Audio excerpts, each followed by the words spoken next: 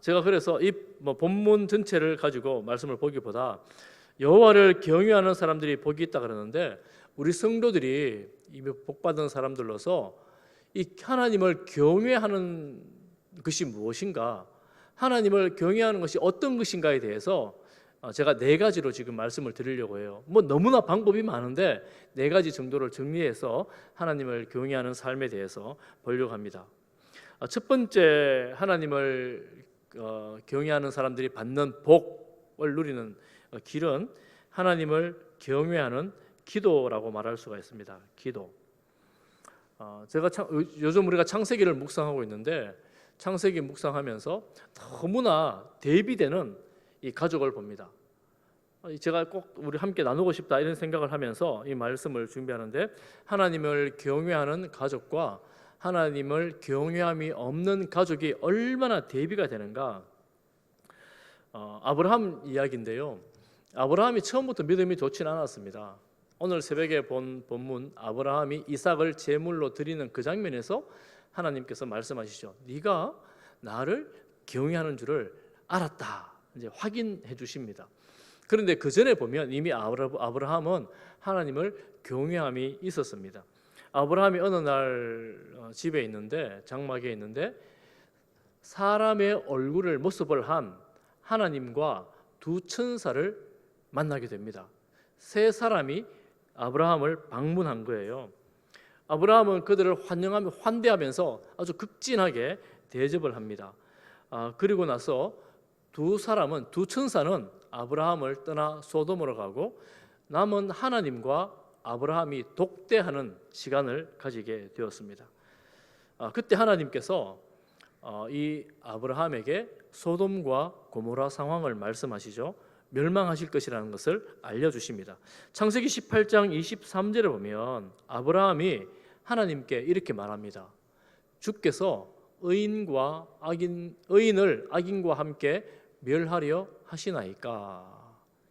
소돔성이 죄악으로 멸망할 거라는 것을 하나님께서 말씀하시니까 아브라함이 하나님께 말하는 거예요. 묻는 거예요. 의인도 멸망시키시겠습니까? 이렇게 말하면서 하나님께 계속해서 기도를 합니다. 창세기 18장 27절에 보면 아브라함이 이렇게 말합니다. 나는 티끌이나 재와 같사오나 감히 주께 아뢰나이다. 우리 이 내용 여러분 잘 아시죠? 주께 뭘 아뢰입니까? 의인 50명 있으면 멸하시겠습니까? 45명, 40명, 30명, 20명, 의인 10명 있으면 그 성을 멸하시겠습니까? 이렇게 하나님께 묻죠. 그때 하나님께서 뭐라고 말씀하십니까? 아브라함의 얘기를 다 듣습니다. 그래, 의인 10명 있으면 내가 그들을 인하여 그 성을 멸망시키지 않겠다. 하나님 이렇게 말씀을 하시죠. 아브라함의 이 하나님께 간구하는 기도의 특징이 있습니다. 그게 뭐냐면 하나님은 죄를 심판할 수 있는 권한이 있는 분이다. 이 사실을 인정하고 믿고 요청을 하는 겁니다. 하나님, 의인도 멸망시키면 죄인을 멸하시는 하나님하고 맞지 않잖아요. 어떤 하나님으로 믿습니까? 죄를 심판하시는 하나님, 한 도시를 멸하실 수 있는 하나님으로 아브라함은 하나님을 믿고 있었습니다. 그리고 하나님은 자비를 베푸시는 분이라는 것도 믿고 있었습니다. 그렇게 하나님께 요청을 하죠.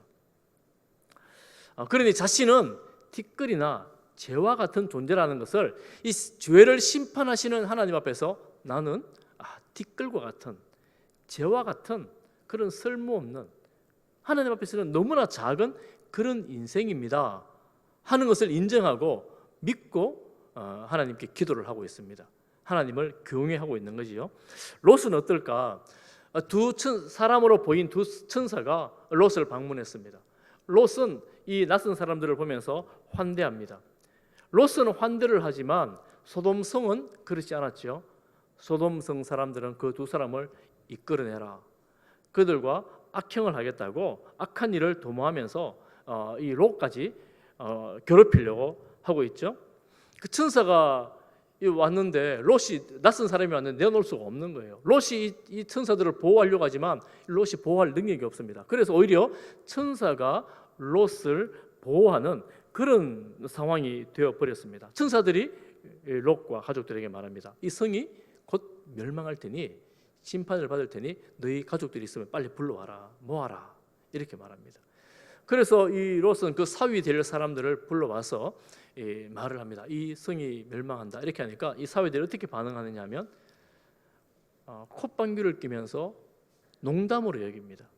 무슨 이 성이, 이 위대한 성이, 이 아름다운 성이 어떻게 멸망한단 말이냐, 말도 안 되는 소리다, 웃기지 말아라, 이러면서 이 소리에 귀를 기울이지 않습니다. 그리고 심판의 시간은 다가오는데 롯이 지금 탈출해야 되는데 머뭇거리고 있어요. 지체하고 있는 거예요. 어쩔 수 없이 이 천사는 이 롯과 그의 아내 그리고 두 딸을 강제로 데리고 그 성을 탈출합니다. 그 성을 탈출해서 나오게 되죠. 그리고 그 소돔과 고모라는 불세례를 받게 됩니다. 그야말로 멸망하게 되지요. 멸망하는 과정에서 롯이 천사들에게 요청합니다. 천사들은 저곳으로 가서 빨리 피하라, 이렇게 말하는데 그때 롯이 이렇게 요청하죠. 저 멀리까지 가기는 너무 힘드니까 저기 가까운 성으로 나를 가게 하소서, 이렇게 요청을 합니다. 하나님께서 아브라함의 요청을 들으신 것처럼 이 롯의 요청도 천사들이 듣습니다. 그래서 그래, 그러면 그 가까운 성으로 피해라, 이렇게 말합니다. 이 아브라함은 이 소돔 성에 있는 롯을 생각하면서 하나님께 구원을 바라면서 간구하는데 롯은 지금 자신의 편리와 자신의 안전만을 위해서 이 성으로 가까운 데로 피하게 해달라고 이렇게 요청을 하고 있습니다. 그리고 조금 더 보면 롯은 가족들의 구원을 위해서 간구하지 않습니다. 사실은 이렇게 보면 딸들도 마찬가지라고 알 수가 있는데 이 딸들이 구출을 받아서 소알성에 있다가 하나님이 그쪽으로 피하도록 허락을 했으니까 소알성에 있다가 결국 그 안에 거하지 못하고 산으로 올라가서 동굴에 거하게 됩니다. 산에 있는 동굴에 있으면서 딸들이 보니까 다 큰 딸들이 이미 사위들은 불타버렸고 결혼할 수가 없는 거예요. 남편을 구할 수가 없는 거예요. 성경에 이렇게 기록되어 있어요. 세상의 도리를 따라 남편을 구할 수 없음을 보고 이 딸들이 이 소돔성의 방식으로 남편을 구하려고 찾아보니까 소돔성의 방식으로는 남편을 구할 수가 없는 거예요. 그렇게 동굴에 있는 여자와 어느 남자가 결혼하려고 하겠습니까? 아무도 그들을 돌아보지도 않는 그런 상황이 된 겁니다. 그래서 이 딸들이 꾀를 냅니다. 아버지에게 술을 진창 마시게 해가지고 정신이 없을 때에 아버지로 하여금 우리의 후손을 잇자, 이렇게 딸들이 모의를 하고 하룻밤 그렇게 작정을 하고 실행을 하게 되었습니다. 제가 잘 모르겠지만, 성경에 나오지 않으니까 잘 모르겠지만 상상을 조금 해본다면 아마 이 딸들, 이제 시집 갈 때가 다 된 딸들이 경상도 말로 아재가 되죠. 아브라함의 삶의 방식을 어떻게 생각했을까? 여러분 어떨 것 같습니까? 요즘에 죄송합니다만 예수님 믿지 않는 많은 젊은이들이 있습니다. 세상의 문화에 빠져 살아가는 젊은이들이 하나님을 믿고 예수님을 믿는 삶의 방식을 어떤 관점으로 바라볼까? 여러분 어떻게 보는 것 같아요? 아브라함 생각하면 우리 아재 너무 지루해. 하나님 눈에 보이지도 않는데 하나님 그러는데 별로 마음에 들지 않아. 재미없어. 이 세상의 방식이 훨씬 더 재미있고 즐겁고 또 쾌락도 있어. 이 롯의 딸들의 사위들은 하나님의 말씀에 대해서 농담으로 여기는 정도였기에 이 롯과 그 가족이 어떤 삶을 살았을지에 대해서 조금은 상상이 되죠. 그러다 보니 그들이 후손을 잇고자 하는 그 방식도 정말 말로 다 할 수 없는 그런 좀 처절한 방식이라 할 수 있죠. 죄악된 방식을 통해서 수단과 방법을 가리지 않고 자신의 삶을 영위해 나가게 된 겁니다. 여러분, 이 사건에서 결과적으로 보면 어떻게 되는가 하면 여러분 다 아시고 계시겠지만 롯은 전부를 잃어버립니다.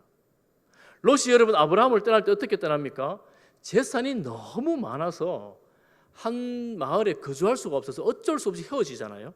롯이 재산이 많았습니다. 그런데 소돔성에 들어갈 때에 아마 소돔성에서도 많은 재산을 가지고 왔기 때문에 소돔성 사람들로, 큰 성 사람들로부터 지위를 인정받았을 것입니다. 왜냐하면 돈이 많았거든요. 재산이 많았거든요. 그렇지만 우리가 아는 것처럼 전쟁을 통해서, 소돔성에 전쟁이 있었잖아요. 전쟁을 통해서 상당한 재산을 잃어버렸을 것이고 마지막 이 불심판을 통해서 모든 재산을 잃어버렸을 것입니다.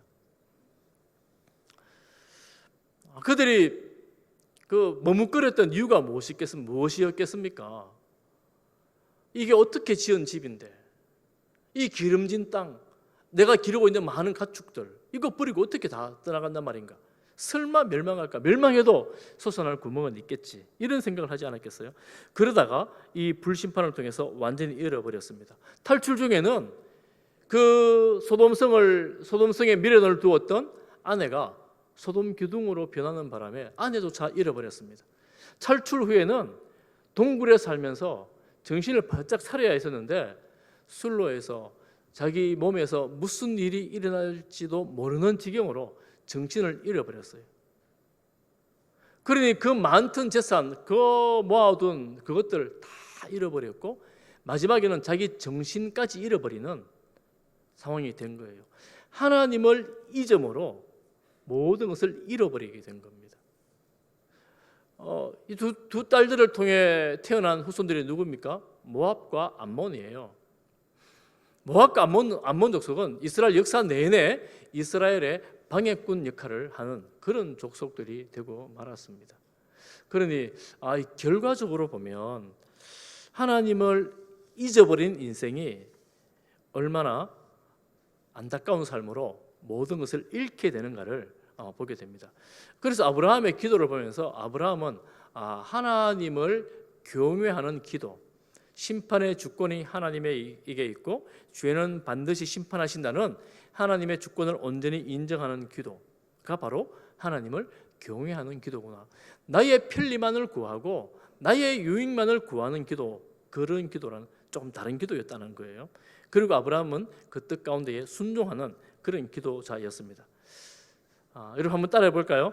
하나님을 경외하는 기도는 하나님의 뜻을 구하며 그 뜻에 순종하는 기도입니다.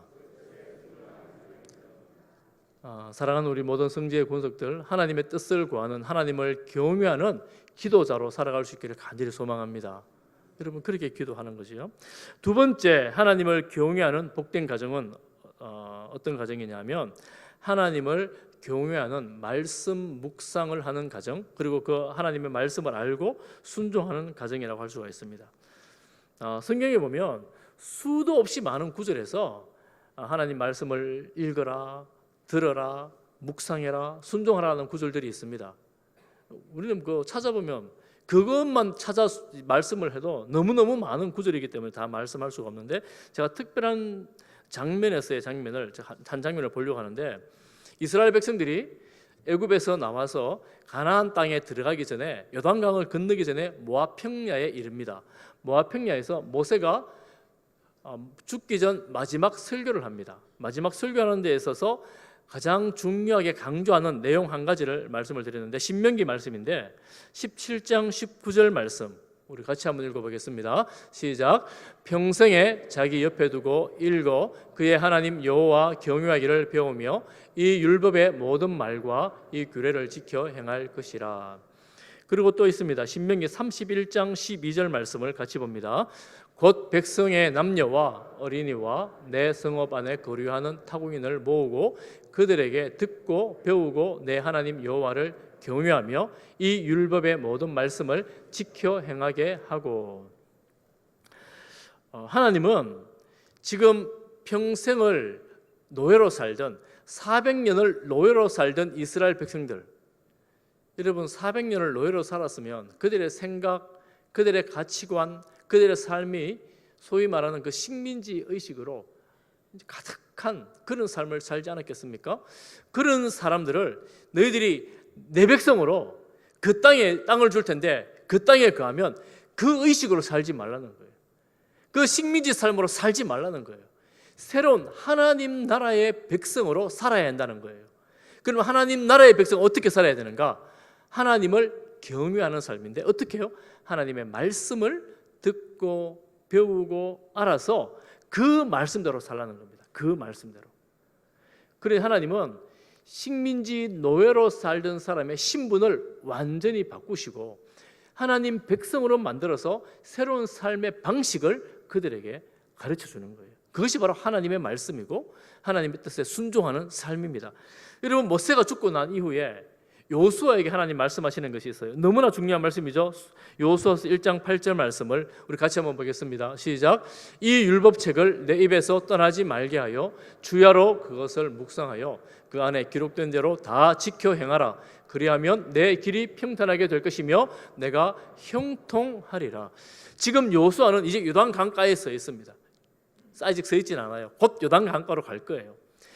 모세가 사라지고 두려운 중에 떨고 있는 중에 하나님께서 확신을 주시는 말씀이에요. 네가 평탄하고 형통하게 될 텐데 모세는 없지만 네가 지도자가 되어 이 백성들을 이끌고 갈 테인데 방법은 율법책, 하나님의 말씀, 그것을 묵상하고 그것을 지켜 행하라는 거예요. 그러면 네 인생이 앞으로 평탄하게 될 것이라는 겁니다. 그 수많은 이스라엘 백성들을 끌고 요단강을 건너 가나안 땅에서 전쟁을 해야 되는데 어떻게 해요? 하나님의 말씀을 가지고 하라는 겁니다. 그러면 된다 하는 거예요. 자기 땅 한 평 없던 이스라엘 백성들 땅을 주면서 하나님이 너희들 성을 지어라, 무기를 만들어라 이렇게 말씀하지 않습니다. 하나님의 말씀을 들어라, 하나님 말씀대로 순종해라, 하나님의 말씀을 묵상해라 이렇게 말씀하고 있습니다. 이게 얼마나 중요한지. 예수님을 믿지 않다가 예수님을 믿는 성도가 되었을 때 똑같이 적용되는 말씀이에요. 여러분 예수님을 믿지 않는 사람들이 세상의 방식으로 살아가다가 예수님을 믿게 될 때 이 세상의 방식, 세상의 기준이 아니라 하나님의 말씀 뜻이 기준이 되어 우리 삶을 새롭게 만들어가는 거예요. 얼마나 힘들겠어요. 살아온 습관이 있는데 얼마나 바꾸기가 어렵겠어요. 그렇지만 바꾸어 나갈 때에 하나님께서 형통하게 해주겠다 이렇게 말씀하시는 거예요. 이런데 이 삶을 살아가는데 꼭 필요한 것이 지혜입니다. 여러분 시편 111편 10절 말씀을 우리 함께 보겠습니다. 시작. 여호와를 경외함이 지혜의 근본이라. 그의 계명을 지키는 자는 다 훌륭한 지각을 가진 자이니. 그래서 이 땅에 예수님을 믿고 이제 하나님을 안 믿던 삶을 버리고 새로운 삶을 살아갈 때에 하나님 주시는 지혜가 필요해요. 여호와를 경외하는 것이 지혜의 근본이라니 하나님을 경외하는 거예요. 그 방법이 가장 첫 번째 방법이 바로 그의 계명을 지키는 것입니다. 여러분 계명을 지키는 것이 하나님의 말씀을 지키는 것이 훌륭한 지각을 가진 자라 이렇게 말씀하잖아요. 이 지각이라는 말은 통찰력이라는 의미예요. 그리고 이해력이라는 의미도 있습니다. 여러분 세상을 좀 살아보신 분들은 아실 거예요. 지금 세상 속에서 직장에서 일하는 분들은 아실 거예요. 통찰력이 얼마나 필요한지, 지혜가 얼마나 필요한지, 대인관계 속에서, 직장인들 관계 속에서, 세상에서 사업을 하면서 이 통찰력이 얼마나 필요한지, 가게를 하나 열어도 어디에서 어떻게 열지, 또 사업을 하나 진행하면서도 어떤 사업을 어떻게 진행해야 될지, 학생들 공부를 하면서도 내가 어떻게 공부를 해야 될지. 여러분 통찰력이라는 것이 이해력이라는 것이 이 세상을 살아가는데 정말 필수 불가결한 것인데 누구에게 그것을 주신다고요? 여호와를 경외하는 자들에게 그 지혜를 주실 뿐만 아니라 하나님의 말씀을 듣고 지키는 자에게, 계명을 지키는 자에게 훌륭한 통찰력을 주신다 이렇게 말씀하지요. 여러분 하나님의 말씀을 지킬 때에 그 안에 지혜가 있습니다. 살아있는 생명력 있는 지혜가 있습니다. 하나님의 말씀에 순종할 때에 하나님의 그 말씀의 능력이 우리를 주관하는 것을 경험하게 될 수 있습니다. 뭔가를 결정해야 될 때 이 결정의 기준이 단지 나만의 이익이 아니라 하나님께서 무슨 말씀을 하시는지, 하나님의 뜻이 무엇인지를 분별하며 내가 순종하고자 결단할 때에 하나님께서 그 안에 새로운 지혜와 통찰력으로 우리를 인도하시는 것을 경험할 수가 있습니다. 내가 보기에는 내 지혜가 가장 탁월한 통찰력 같지만 내 지혜보다 더 탁월한 통찰력이 하나님에게 있습니다. 그래서 우리는 하나님을 경외하는 그 지혜로 말씀에 순종하면서, 여러분 세상 살면서 말씀에 순종하면 늘 손해보는 것 같을 때가 많이 있어요. 바보같이 여길 때도 있습니다. 그런데 하나님의 말씀에 순종할 때에 하나님의 지각, 하나님의 통찰력이 열림으로 새로운 일들이, 하나님께서 준비해 놓으신 새로운 일들이 열려지는 것을 볼 수가 있습니다. 우리가 그 뜻을 알 수 있는 성도들이에요. 하나님께 물을 때에 하나님의 말씀 가운데에 길을 인도받을 수 있는 성도들입니다. 그 특권을 받은 자들입니다. 사랑하는 성도 여러분, 그 특권을 누릴 수 있는 우리 성도들 다 되시기를 바랍니다. 말씀을 묵상하면서 또 경외하는 기도로 하나님께 나아갈 수 있기를 바랍니다. 세 번째 있습니다. 하나님을 경외하는 성도들의 예배입니다. 제가 이 예배의 중요성에 대해서는 너무나 많은 말씀을 드렸어요. 시편 5장 5편 7절을 우리 같이 한번 읽어보겠습니다. 시편 5편 7절입니다. 시작. 오직 나는 주의 풍성한 사랑을 힘입어 주의 집에 들어가 주를 경외함으로 성전을 향하여 예배하리이다. 다윗의 시편입니다. 다윗은 저는 너무너무 고생을 많이 했잖아요. 왜 성전을 향하여 예배하겠습니까? 그 당시 다윗 성전도 없었고 성막밖에 없었을 뿐만 아니라 성막 가까이에도 갈 수 없을 때가 너무나 많았어요.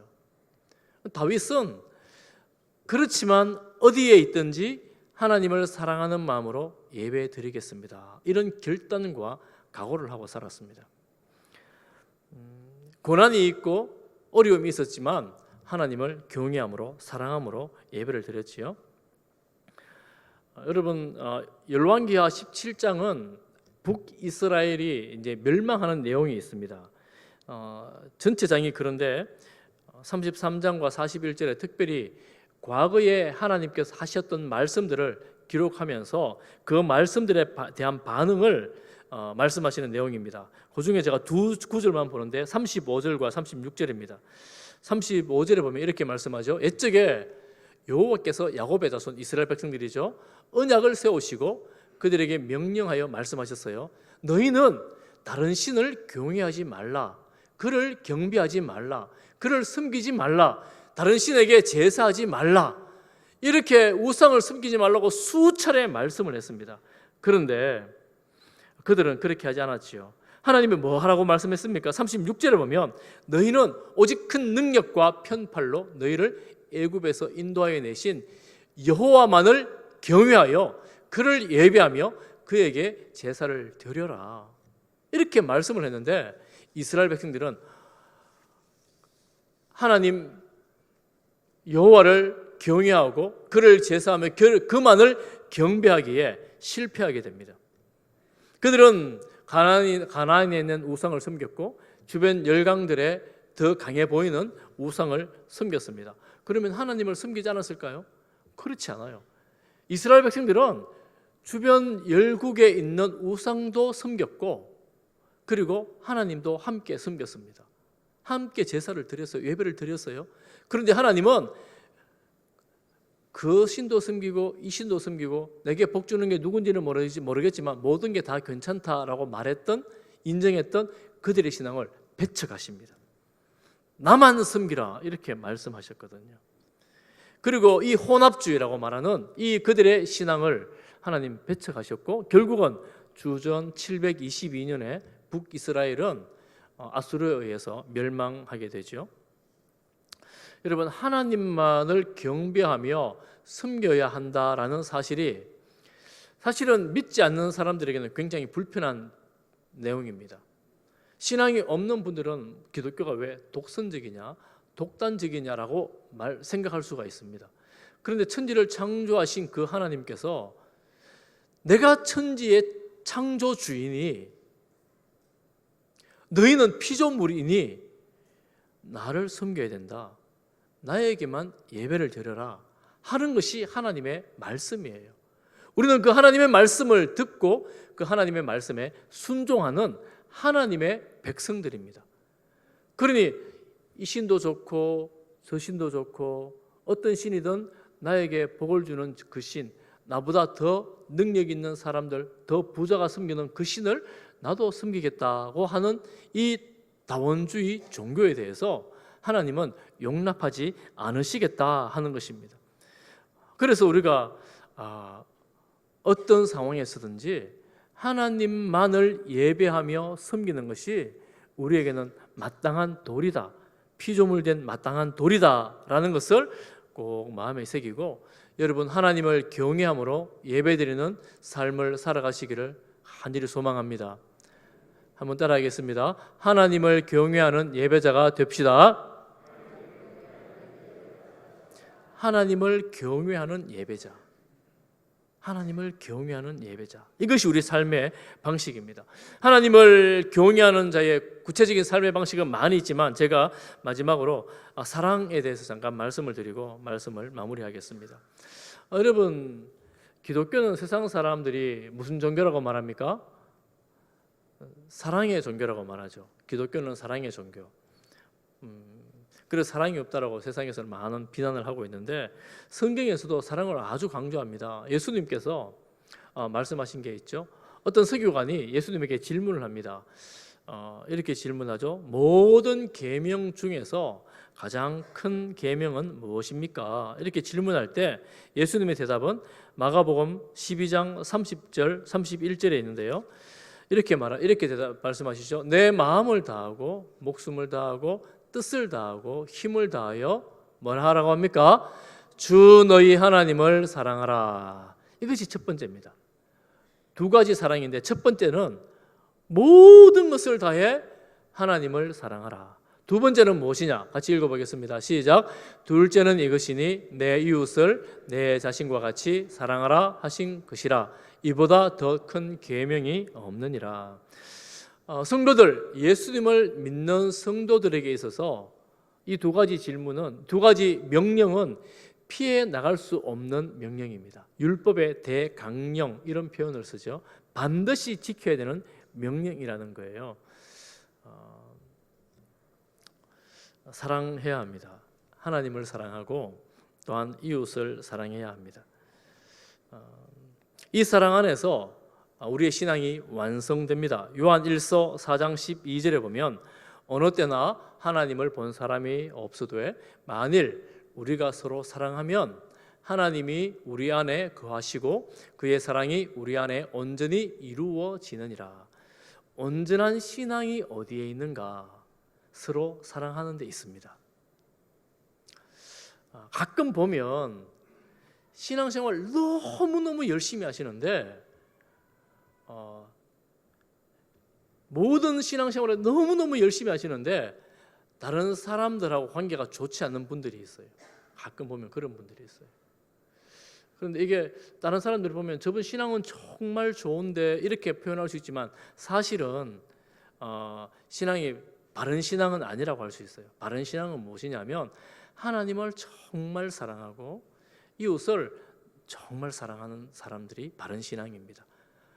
성숙한 그리스도인, 바른 성도는 하나님을 진심으로 사랑하고 내 이웃을 진정으로 사랑하는 사람들이 바른 그리스도인이라고 할 수가 있습니다. 오늘날 기독교가 세상으로부터 비난을 받는 이유가 우리는 하나님을 사랑한다고 하는데 이웃 사랑에 대해서는 간과하는 측면이 있었던 것 같습니다. 우리 성도들은 하나님을 사랑하는 만큼 이웃을 사랑하는 사람들입니다. 그 자리에서 신앙이 온전해진다 이렇게 말씀을 하니 이웃을 사랑해야 돼요. 이웃을 사랑합시다. 누구와 이웃입니까? 옆에 있는 분들이 이웃이죠. 옆에 있는 분하고 이렇게 서로 이야기합시다. 사랑합니다. 어떤 분이 그렇게 말하더라고요. 사랑하지도 않으면서 인사시켜갖고 억지로 사랑을 고백하게 하는 게 바른 거냐 이런 말씀을 하더라고요. 여러분, 사랑은 고백을 해야 돼요. 고백을 해야 돼요. 옆에 가족들 같이 있는 분들 있잖아요. 우리 애들 있잖아요. 애들 꼭 안아주세요. 안아주면서 사랑한다 아들아, 사랑한다 딸아 꼭 해주세요. 지금 해주세요. 안아주시고 사랑한다 아들아. 형제간 있는 분들, 부부분들도 안아줘도 괜찮아요. 사랑합니다. 안아주고 고백해 주세요. 고백하고 표현을 해야 돼요. 아유, 권사님 감사합니다. 아이고, 이렇게 딱 해주시네. 감사합니다. 여러분, 사랑함을 고백해야 됩니다. 표현을 해야 돼요. 너무너무 중요한 거예요. 그런데 우리가 아는 것처럼 쉽지 않아요. 사랑을 표현하는 건 쉽지 않습니다.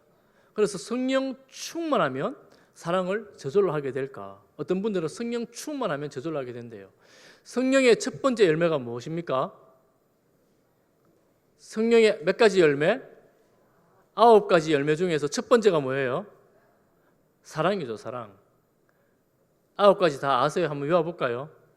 앞에 안 나옵니다. 안 나올 거예요. 한번 외워볼까요? 사랑의 열매가 뭔지? 사랑과 희락과 오래 참음과 자비와 양성과 충성과 온유와 절제. 화평 안 했습니까? 아우, 장로님 감사합니다. 아유, 훌륭한 장로님. 예, 9가지. 첫 번째잖아요. 첫 번째 열매가 사랑이니 성령에 충만하면 우리가 다 사랑할 수 있겠거니 생각할 수 있지만, 여러분, 이번 명절 지나면서 내가 성령 충만해서 사랑이 가득하다고 생각했는데 꼭 만나보면 내 마음에 별로 안 드는 사람이 있어요. 그렇게 내가 사랑하겠다고 작정해도 별로 안 될 때가 있어요. 별 불편한 마음이 들 때도 있습니다. 그러면 성령 충만한데 내가 성령이 충만하지 않아서 그런가? 여러분, 고린도전서 13장이 사랑장이잖아요.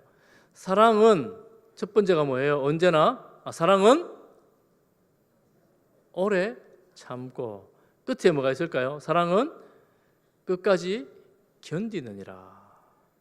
내가 성령 충만하다고 생각했는데, 기도도 많이 했는데, 내가 어떤 환경에 처해 보니까 내가 이 성령으로 극복하고 사랑할 수 있는 환경도 있고, 내 힘으로는 도저히 극복을 못하는, 여전히 사랑하지 못하는 환경들이 있는 거예요.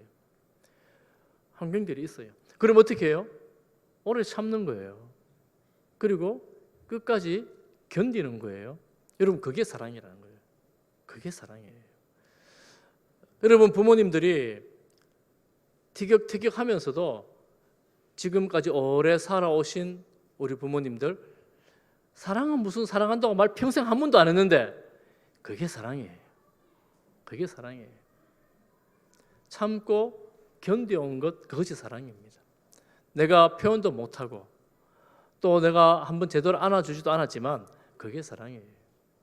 사랑한다는 것이 그저 그립고 애틋한 감정, 또 마음에 뭐 이상한 느낌, 감정, 그것도 사랑이지만 참고 견디는 것이 사랑입니다. 이제 여러분, 이상하죠? 명절에 함께 모여 준비하고 식탁을 나누고 가장 사랑하는 가족들을 가장 사랑해야 되는 그런 시간인데, 여러분, 우리나라 통계를 보면 이혼율이 제일 높은 시즌이 언제인지 아세요? 이 시즌이에요. 이상하잖아요. 가장 사랑하고 가장 사랑해야 되는 가족들이 모여 집에 가서 이혼하는 거예요. 이게 무슨 이런 일이 있습니까? 뭔가 이상하잖아요. 왜곡된 사랑이 있는 거예요. 뭔가 잘 모르지만. 모르지도 않아요. 다 알아요, 사실은. 왜곡된 게 있는 거예요. 왜곡된 게. 왜 그럴까? 사랑을 잘 이해하지 못해서 그렇습니다. 사랑을 잘 이해하면, 사랑이 뭐라고요? 오래 참고 견디는 것이 사랑이 되는 거예요. 그러니 오래 참고 견뎌야 되고 끝까지 내가 견디겠다. 여러분, 누가 이 사랑을 할 수 있겠습니까? 누가 이 사랑을 할 수 있겠어요? 오늘 이 말씀을 알고 듣고 이것이 하나님의 뜻이라고 믿는 사람들이 이 사랑을 할 수가 있어요. 할렐루야. 세상 사람 잘 몰라요.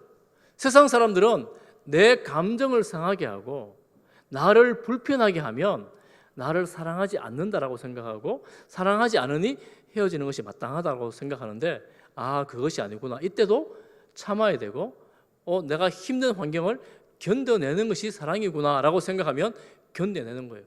그래서 우리가 하나님을 경외하는 기도를 올려드리는 겁니다. 하나님, 견딜 힘을 주옵소서. 하나님, 인내할 힘을 주옵소서. 왜냐하면 내게 힘이 없으니까, 내게 능력이 없으니까. 그런 기도로 하나님께 나아가는 성도가 바로 사랑입니다.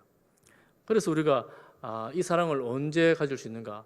하나님의 사랑을 더 깊이 알면 알수록, 하나님을 더 사랑하면 더 사랑할수록 이 사랑으로 다른 이웃을 사랑할 수 있게 되어집니다. 하나님께서 우리에게 생명 주신 사랑을 보여주셨잖아요. 아들을 생명까지 주셨으니 나는 생명까지는 주지 못할지라도 이 정도는 줘야 되지 않겠나, 이런 마음으로 여러분들이 먼저 사랑하고 품으시기를 바랍니다. 아는 우리가, 여러분들이 우리가 먼저 사랑하고 품게 되기를 축복합니다. 아직 명절이 하루 남았어요. 연휴가 하루 남았어요. 하루 남은 이 명절 기간 동안 못다한 사랑, 오늘 새로 배운 사랑을 표현하시고 나누시기를 바랍니다. 여러분, 그래서 이번 명절 이후에 더 풍성한 사랑으로, 여러분 가족들이 더 뜨거운 사랑으로 하나가 되는 그런 시간이 되기를 바랍니다. 제가 이 말씀을 준비하면서 우리 교회를 생각해 보니까 제가 처음에 말씀드린 것처럼 우리 성도님들 이미 하나님을 경외하는 성도님들이다, 이런 생각이 들었어요. 하나님을 경외하는 성도님들, 참 새벽마다 새벽기도 나오시고 또 몸이 약해서 못 나오시지만 돌아가셔서 집에서 매일 예배를 드리는 분들이 있어요. 매일 하나님 말씀을 찾고 묵상하고 또 하나님 앞에 간절히 기도하는 그런 성도들 가정이 많이 있습니다. 제 생각을 해보면 저 연세에 뭐 저렇게 수고하고 저렇게 성경을 열심히 읽으시려고 그러나, 이런 생각이 드는데 눈도 흐릿흐릿하고, 여러분 눈이 잘 안 보여서 못 보는, 보고 싶지만 못 보는 어르신들도 많이 있어요. 막 그렇게 말씀을 묵상하지요. 말씀을 읽고 적용하려고 애를 쓰지요. 그렇게 예배를 드리지요. 우리 교회 엘리베이터를 만들어야 되는 이유가 뭐냐면, 우리 어르신들이 많은데 이제 자꾸 힘들어지세요. 어떤 어르신은 계단을 잘 오르지 못합니다. 잘 오르지 못해 억지로 땀을 뻘뻘 흘리면서 올라오세요. 그래서 어쩔 수 없이 우리는 엘리베이터를 만들어야 되는 교회구나, 뭐 이런 생각을 하면서 만들려고 생각을 하고 계획을 하고 있습니다. 그렇게 예배를 사모하면서 주님을 사모하며 주 앞에 나오는 성도들이 있기에 우리는 하나님을 경외하는 가정들이 우리 성도들이구나, 이런 생각이 들었습니다. 명절날 또 여러분 가족들 함께 오셨잖아요. 부모님 찾아와서 함께 이렇게 오셨잖아요. 딴 데 가지 않고 하나님을 경외하고 하나님을 예배하는 것이 귀한 줄 아니까, 이것이 필요한 것인 줄 아니까 오신 거 아니에요. 여러분 너무너무 잘 오셨어요.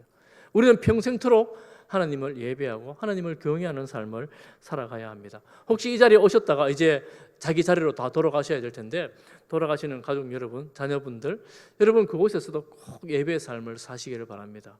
말씀 묵상하고 기도하는 삶을 사시기를 바랍니다. 우리 자녀들, 어린 자녀들, 오늘 이 자리에 여러 자녀 왔는데, 여러분 어릴 때부터 예수님을 내 인생의 주님으로 구주로 믿고 사랑하고 하나님의 말씀을 읽고 또한 묵상하면서 그 하나님을 예배하는 그런 삶을 살아가시기를 바랍니다.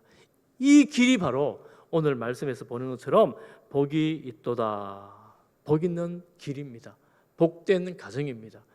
여러분, 우리 모든 성지의 군속들 어디에 있든지 무엇을 하든지 하나님 중심으로, 하나님을 기준으로 말씀을 놓고 살아가는 우리 성도들 다 되시기를 바랍니다. 그리고 여러분 자녀들이 지금 이 자리에 혹시 없을지라도, 혹시 잠시 하나님을 떠나 있다 할지라도 여러분 간절히 기도하시기를 바랍니다. 우리 아이들이 어디에 있든지 무엇을 하든지 누구를 만나든지 그 삶의 기준을 하나님께 두고 하나님의 말씀에 두고 살아가고 성실하게 말씀 묵상하며 살아가는 그런 자녀들이 되기를 여러분 간절히 기도하시기를 바랍니다. 하나님의 때에 하나님 부르심 안에서, 하나님 안에서 복된 성도로 살아가게 될 것입니다. 할렐루야. 기도하겠습니다. 사랑하는 하나님 아버지, 우리에게 하늘의 복을 내려 주셔서 예수님을 알게 하시고 믿게 하시고 말씀을 읽게 하시며 예배드리게 하심을 감사합니다. 평생을 하나님께 예배드리는 성도로 복된 삶으로 살아가게 하옵소서. 예수님 이름으로 기도하옵나이다. 아멘.